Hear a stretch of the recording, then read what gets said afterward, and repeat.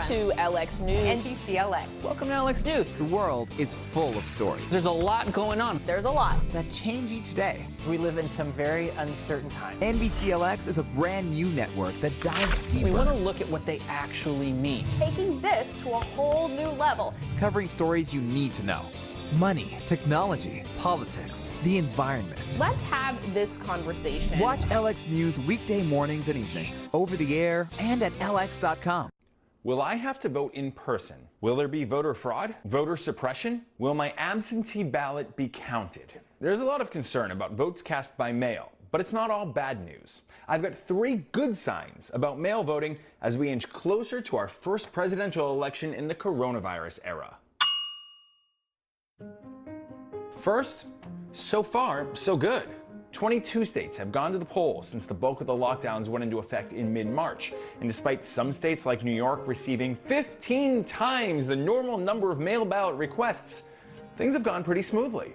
In fact, if you saw all the problems and delays Georgia had with their in-person voting on June 9th, you might never consider casting a ballot any other way again.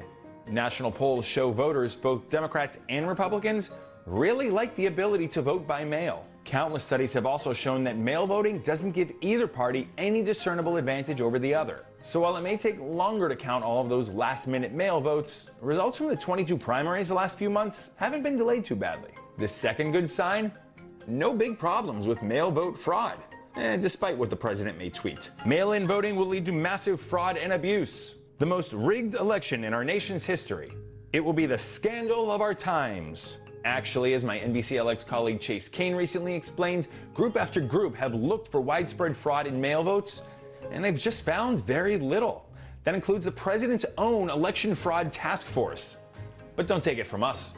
Take it from a real, verifiable elections expert. Well, I've been a commissioner on the Federal Election Commission for 17 years now. The people who like to talk about fraud point to studies that have found scattered instances out of billions of votes, out of decades of voting. It just doesn't happen. Why don't people do it? Because you would risk going to jail if you did it for that one vote for 5 years. And the election administrators at the state and local level, they have good systems for tracking the ballots.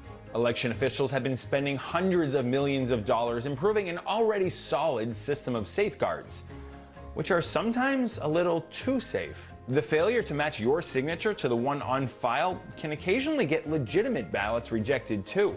It even happened to Florida's governor, Ron DeSantis, when he was in Congress back in 2016. So tips if you want to vote by mail. Read the instructions. All the instructions. Young voters actually often don't do this. Also, pay attention to the deadline of when that ballot is due.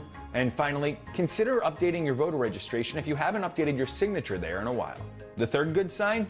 America's swing states are already mail vote experts. Almost every presidential swing state already allows no excuse mail voting, and most of them have done it for a while. So while access varies a bit state to state, there won't be as many battles to wage about the rules in those key battlegrounds. Also, they should be better positioned to get us a lot of results on election night compared to maybe some other states that don't have the same mail voting experience. This is being done by Democrats and by Republicans, so people shouldn't worry that there's some kind of partisan advantage going on here. It's just a question of making sure that all of our citizens have the opportunity to vote. Mail-in voting is new for a lot of us, but it doesn't have to be hard.